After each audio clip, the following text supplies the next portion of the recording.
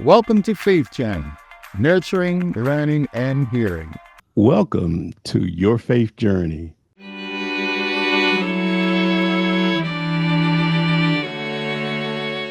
Today we're in Gary, Indiana, and we have the pleasure to. Well, thank you. Thank you, Curtis. My name is Dennis Walton, Chair of FaithWorks Networks, Faith Community Center, and CEO of Faith Temple of Christ. And we're glad to be able to serve people in Gary and Maryville, Indiana. And I'm certainly glad to be with you as a good friend. My pleasure also. Tell me how do you serve people in Gary, Indiana? Well, we serve people through what we call 6 different pillars. There's the farm to table, the business growth pillar, the community safety, environmental justice, and then there's the holistic healing pillar. And of course, these pillars are pillars where there's a service that people need. And our goal is to make this city of Gary and the Broad healthy.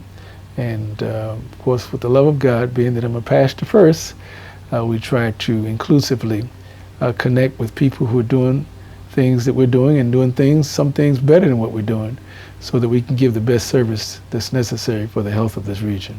Oh, that's awesome. So I have a question. Since you're a pastor, and if I'm not mistaken, you're a pastor of 2 churches in Gary area, right? Yes, sir. We say we're one church in 2 locations, Like, Gary, Indiana, and also the town of Maryville. okay. So when you have new believers, this is one of the episodes that we're doing now, talking about new believers. Mhm. What is your process, and what are some of the challenges with new believers devoting their life to Christ? Well, one of the biggest challenges is getting them discipled. We can win them to Christ, but we have to have the wisdom and the grace of God to disciple them for Christ. Jesus gave us the command to go and make disciples. And when you're making something, you don't just throw it together and say, okay, it's ready. It takes time. And so making disciples is actually building lives, building lives that will be committed, faithful, and in it for the long haul. And so we often are the challenge because people are not at the place where they can realize that people come in at different levels of commitment, and we have to nurture them or hold their hand, so to speak, during life's journey, so that they won't be discouraged or lose the connection with Christ. And sometimes that is a great sacrifice, but that's what we're called to do. Present our bodies a living sacrifice, and to give our lives and lay down our lives for others. So that's the biggest challenge. And it takes a special type of person to have a special type of heart that they've allowed God to place within them, so that the job can be done and the Lord can say, I'm well pleased. That's great. I'm thinking about, I know people begin that journey toward Christ, but what does the second chance look like when an individual, and you've been pastoring, how long have you been pastoring, Pastor Walton? Well, actually, it's been over 30 years, but Faith Temple of Christ has been 28 years. And so we're going on our 29th year this year, our 29th anniversary, and we're grateful for the grace that God has given us over the years. Speaking of grace, I'm glad you double backed on that.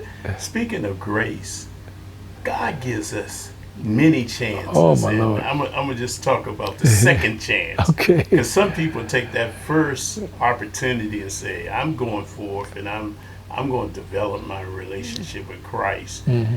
But it doesn't work out the way it should work out. Mm-hmm. And they get caught up, and then they come back for the second time. Mm-hmm.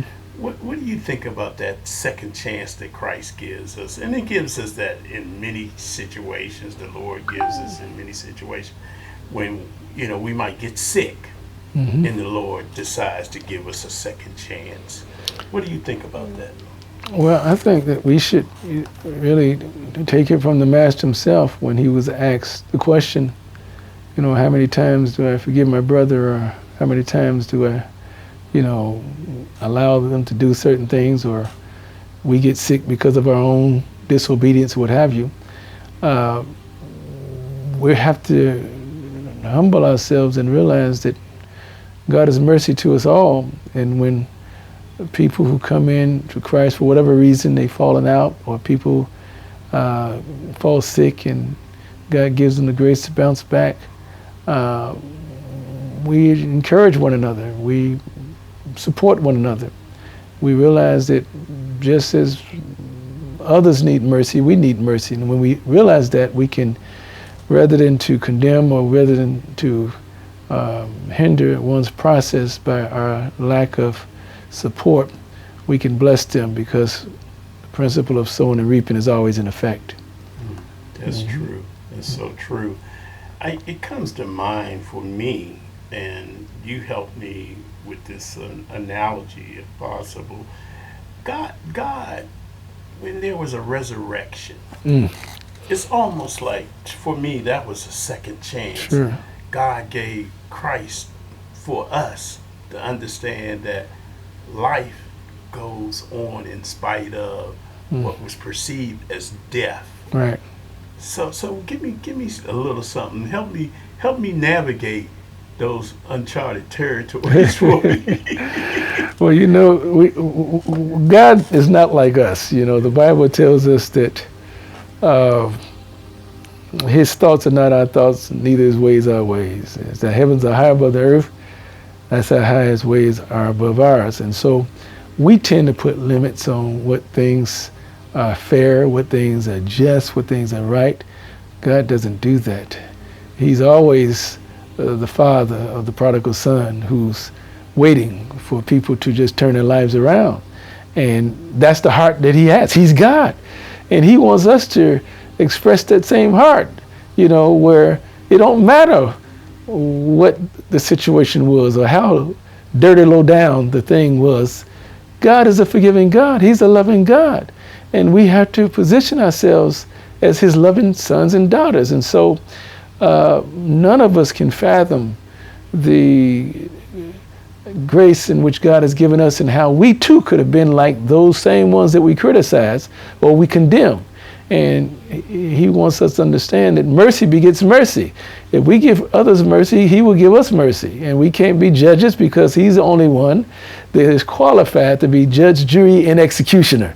And so He's God. And so we have to just know that He's a loving God. And just as He's forgiven us of shortcomings that we all have and we still work on, we must be in that position to forgive others and to be a blessing to others at their time of need and their time of help. Absolutely. I'm in total agreement with you, and thank you for clarifying. And I just want to thank you. And this is, by the way, this is our first interview as we do the 6-state tour. And we started in Gary, Indiana, and we had the pleasure to just talk to Pastor Dennis Walton. And Pastor Walton, thank you so much for agreeing to be interviewed today. Thank you, Curtis. It's certainly been a pleasure, and we thank God for the opportunity. God bless you too. Blessings. Thank you. We'd like to express our gratitude to our sponsors and donors for supporting the Faith Journey podcast. Thank you for tuning in. May you be blessed and continue to smile. Until we meet again.